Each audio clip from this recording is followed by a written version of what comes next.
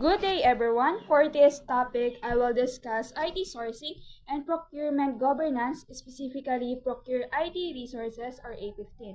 This topic is about how an organization acquires or obtains IT resources such as software, hardware, infrastructure, development services, and supplier support in a way that is organized, controlled, efficient, and aligned with business needs. IT sourcing helps business processes effectively and efficiently, but before an organization buys or acquires any IT resource, it must first clearly identify what it needs. The company must know what problem needs to be solved, what system is needed, and how that system will help the business. This is where sourcing strategy becomes important. The company may use a single supplier strategy where only one vendor is used, or a multiple supplier strategy where several vendors are involved. This is important because it helps prevent problems like vendor dependency, where the company becomes too dependent on one supplier, and conflicting contracts where agreements may overlap or create confusions. Under Procure IT Resources or A15, there are several control objectives that organization needs to manage. These include procurement control, supplier contract management, supplier selection, software acquisition, development resource acquisition, and infrastructure acquisition. This control helps make sure that IT resources are authorized, secure, reliable, and cost-effective, and aligned with business needs. Now, let us move to the software acquisition process. This process helps the company choose and obtain the most appropriate software or system. The process usually includes the following steps. First, define requirements. Identify alternatives. Third is perform feasibility analysis. Fourth is conduct risk analysis. Fifth is define ergonomics requirements. Then carry out the selection process.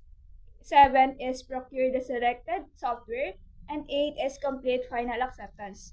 I will explain this one by one in the upcoming slide. So first step is to clearly define the system requirements. This means the organization must first identify the problem to be solved, the goals of the system, the business processes to be supported, and the expected output or deliverables. In simple words, the company should first know what it wants the system to do. To gather these requirements, the organization may use interviews, reviews, observations, meetings, and benchmarking. After identifying the requirements, the next step is to look different possible solutions.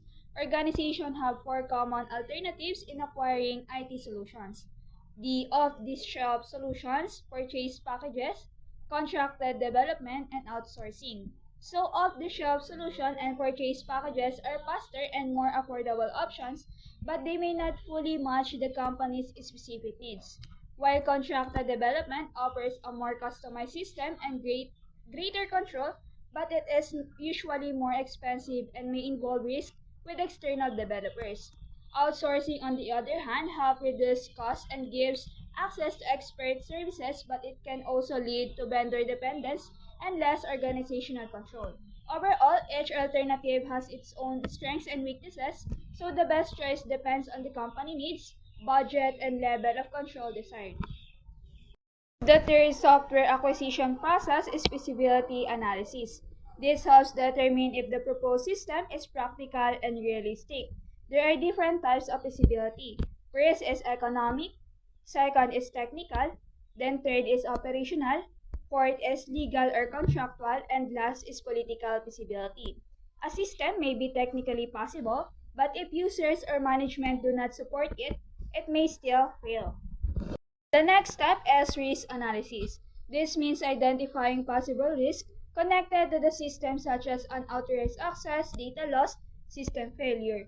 This helps ensure that the system is not only useful but also secure and reliable. Another important step is defining ergonomics requirements.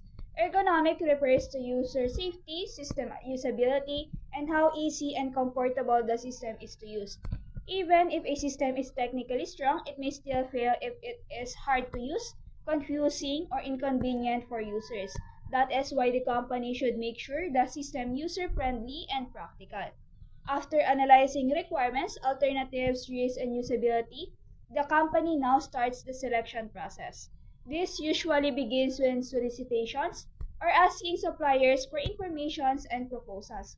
There are three common documents used: Request for Information or RFI, Request for Bid or RFB, Request for Proposal.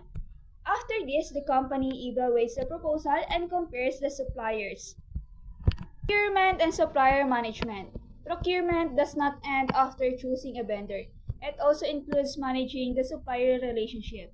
This process includes technology requests, reviewing requirements, identifying solutions, evaluating options, recommending vendors, technology approval, evaluating architecture, checking impact, approving or disapproving the request for approval, finalize requirements and scope, request vendor proposal, evaluate vendor proposal, negotiation, and the IT procurement team negotiates the scope of work, contract terms, services, and cost. In vendor management, this includes monitoring supplier performance, administering contracts, budgeting for cost, technology or contract refresh, and this includes tracking contracts and assets, renewing contracts, upgrading or refreshing technology. This shows that procurement is not just a one-time purchase. Procuring the selected software. Once the best option is chosen, the company proceeds with actual procurement. At this point, contract negotiation is very important. The contract should clearly define the scope, pricing, terms, and conditions. It should also include service level agreements, deliverables, warranties, and acceptance criteria. And the last step is final acceptance. Before the company officially accepts the system, there should be an acceptance clause written in the contract. This usually includes testing, validation, and formal approval before payment. This is important because the company should only pay for a system that has been properly delivered, tested, and confirmed to meet the requirements. Moving on to IT contracts, issues, and audit involvement. IT contracts can expose the company to legal and operational risks, so they must be carefully reviewed. Some important contracts issues include customer protection, supplier clause, protective clauses, warranties, reliability guarantees, right to use the software, right to make backups, and these contract terms help protect the company. While role of the auditor, all auditors also play an important role in this process. They may review requirements, evaluate feasibility, assess contracts, and check supplier viability. Auditing software acquisition. From an audit perspective, software acquisition is usually reviewed in two major areas. First is strategy and planning. Auditor checks if there is alignment with business and IT strategy, proper definition of requirements, feasibility studies, identification of maintenance and operational requirements, and compatibility with existing systems. On the other hand, execution and vendor management.